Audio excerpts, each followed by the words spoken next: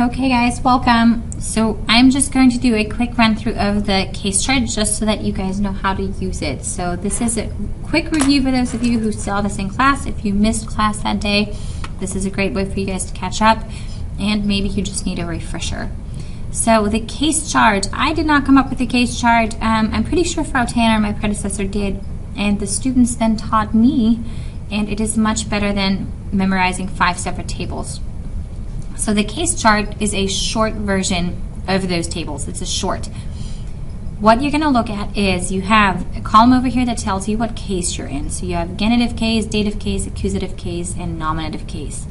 Of course, nominative case was your subject case. That is when you ask wer oder was, who or what.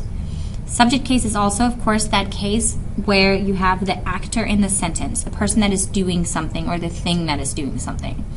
Whenever you conjugate verbs, this is the person or thing that you're looking for because you're conjugating your verb based on this. The other case that you guys have had so far is accusative case.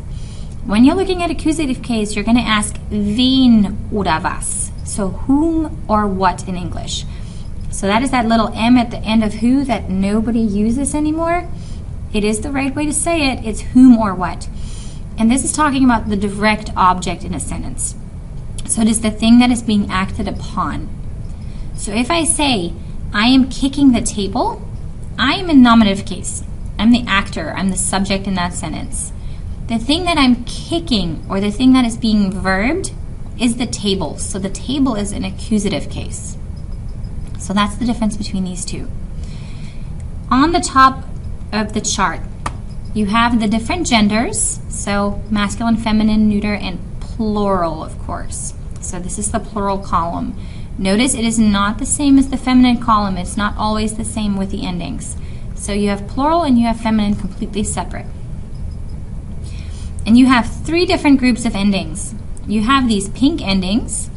We're going to call those the primary endings. They're the primary endings because you have to use them at some point. They're the ones that mark gender. And then we have these little pocket endings. Now we only have 3 of these. We have one in masculine. In neuter, we have one in the nominative case and then a second one over in the accusative case. And the third group of endings are the secondary endings. Those are the bottom triangles. To start, you have those pink ones again. So the pink primary endings, the first time that we use them, that you see the most, is when you just first are learning the definite articles. Now, a definite article in English is the. What is the definite article for something in masculine? So I have man, for example. You would say the man, or in German, der Mann. Good. So that's your little R right here. So that R gives you the shortcut for der. So you know that you're going to add that D-E-R. For feminine, what is the word? That's right, it's D. For neuter, it's das. And for plural, we have another D. So those are your primary endings. Then we have these little pocket endings. The pocket endings are what you use when you have an ein word. And an ein word is an indefinite article. So a or an. So a man is coming down the street. I'm not sure who he is, but a man is coming down the street. Ein Mann kommt die Straße entlang. So this dash means that there's no ending. So if I say a woman is coming down the street, in German, of course, I say eine. So this E is what you add to the end of that ein word. So you have ein and eine. Notice this isn't a pocket. When there isn't a pocket, you use the primary ending as your ending. Okay, so that is for the top row. And of course, they change whenever you switch over to accusative. So that's why we have a row for each one. The secondary endings are still a little bit more complicated. So I'm going to hold off on those for an entire separate video for you guys. So this is just the basics first. Okay, I'm going to switch really quick to a document. I hope that you're looking at your case chart. And I have 2 little sentences. Let me make this a little bit bigger. Okay, I'm not sure if I'm cut off.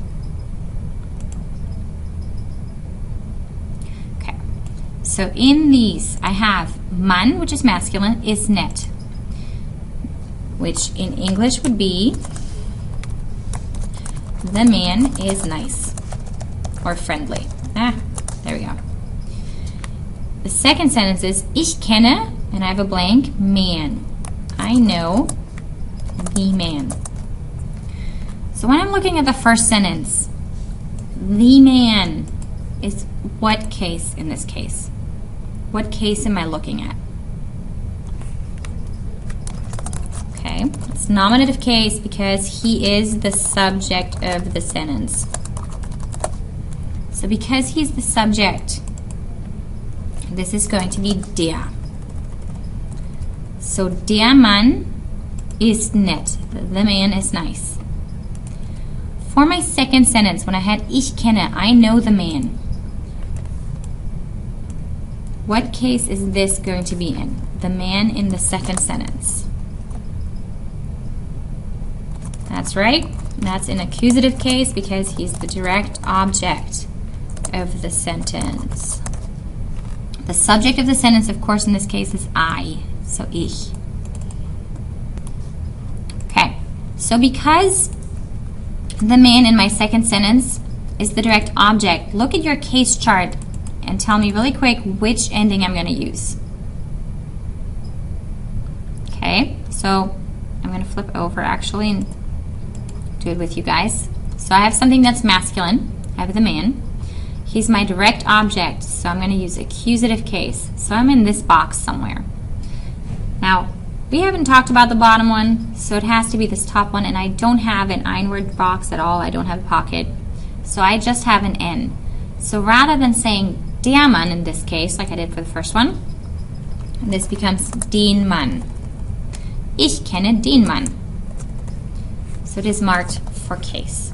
So if I do another example like den Apfel